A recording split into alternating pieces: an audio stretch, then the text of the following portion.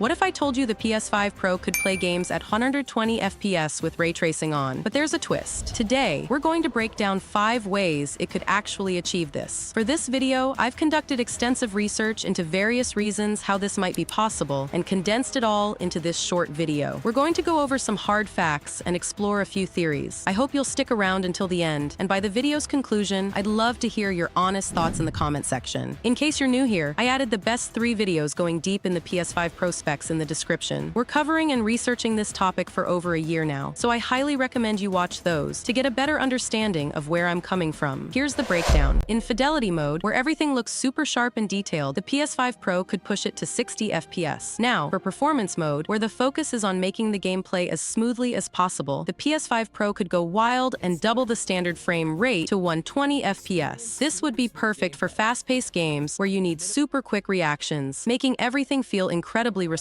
But not everyone will be able to reach 120 FPS even if they own the Pro. But we'll get to this part later. Let's chat about AMD's Fidelity FX Super Resolution 3 being used in games like Immortals of Aveum on the standard PS5. This technology is like a turbo boost for the console, allowing games to hit frame rates up to 100 FPS. That's really fast, and it's a big deal because it makes everything in the game smoother, from moving around to reacting to things happening on screen. However, there's a small catch. This increase in frame rate can come with a bit of extra input lag. Input lag is the time it takes from pressing a button on your controller to seeing the action happen on screen. Even though the game is running super smooth and fast, it might not respond to your commands as quickly as you'd expect. This can be a bit tricky, especially in fast-paced games where every millisecond counts. Immortals of Aveum is the first game to implement AMD FSR 3 with frame generation on PlayStation 5 and Xbox Series XS consoles. The game was updated in May 2024 to add support for FSR 3 with frame generation, HDR,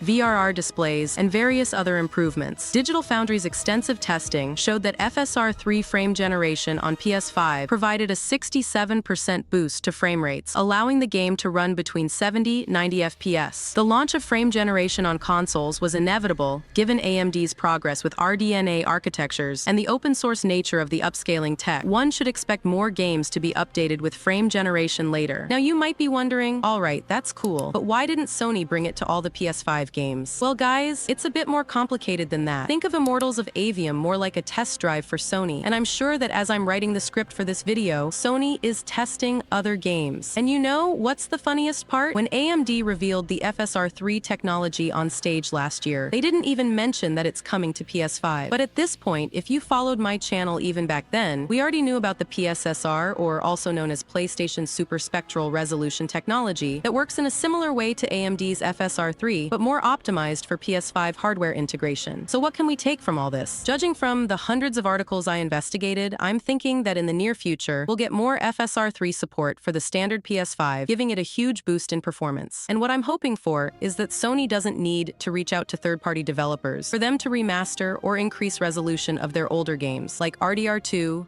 Bloodborne, and Assassin's Creed Unity, which to this day still runs at 30 FPS 1080p on PS5, which is a complete crime. And the funniest part is I've seen people jailbreak the PS5 and unlocking the FPS on all these 3 games, boosting the FPS over 60. But let's not get sidetracked here. This technology is still evolving. The fact that the PS5 can use AMD FSR 3 to push games past 100 FPS is pretty impressive. It hints at what could be possible with the PS5 Pro. This is where Sony's PSSR technology, their magnum opus of gaming innovation, comes into play. A testament to years of engineering prowess dedicated to enhancing your gaming experience. I believe this one will come exclusively to the PS5 Pro and even PS6. But the PS6 is a topic for another video, so let me explain it to you in a very simple way.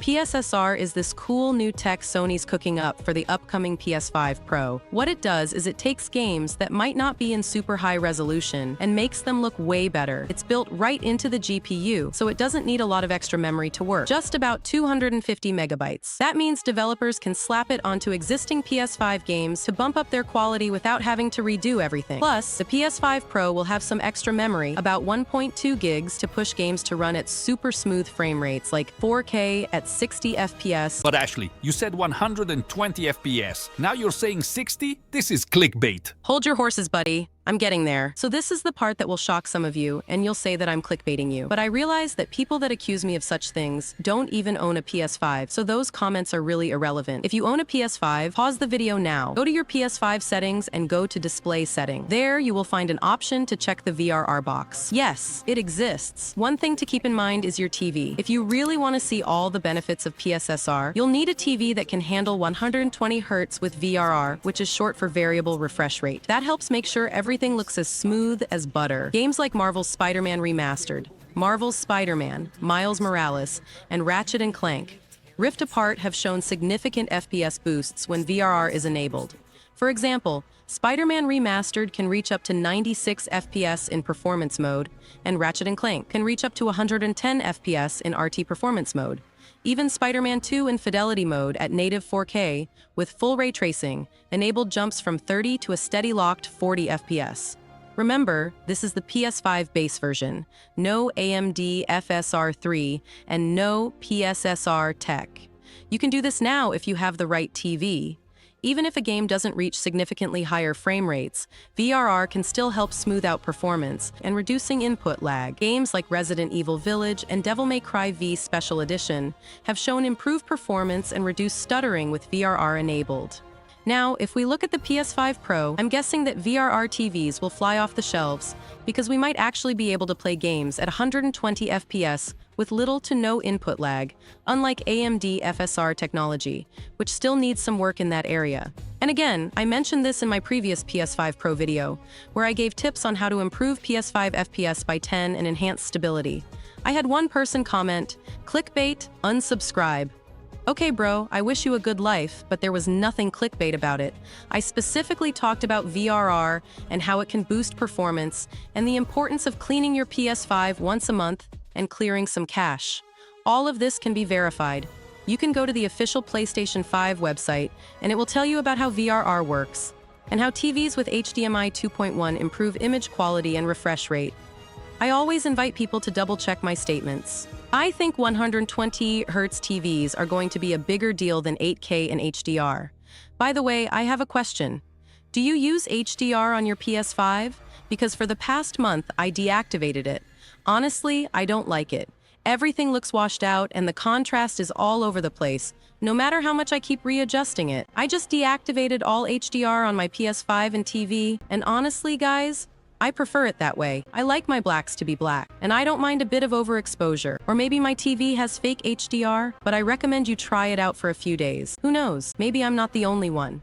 You know what? Go to your TV and deactivate all the filters. Turn off all the image enhancements and noise reduction. Leave everything as vanilla as possible, and tell me about your experience. Because ever since I did that, my experience has been a lot more pleasant.